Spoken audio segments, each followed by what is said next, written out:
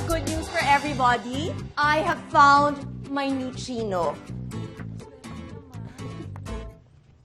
Meron na akong bagong assistant, si... Ano nga pala pangalan mo? Joko Makaraig, ma'am. You came here, di ba, para mag-apply? Ayaw mo? If ever ikaw ang unang tatanggi sa car plan, travel allowance, healthcare insurance, and other benefits. And don't forget, a monthly salary of 100,000 pesos.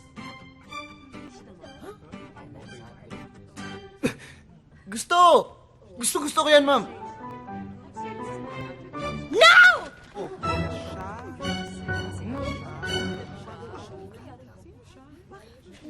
Hindi pwede yan, madam. And you are?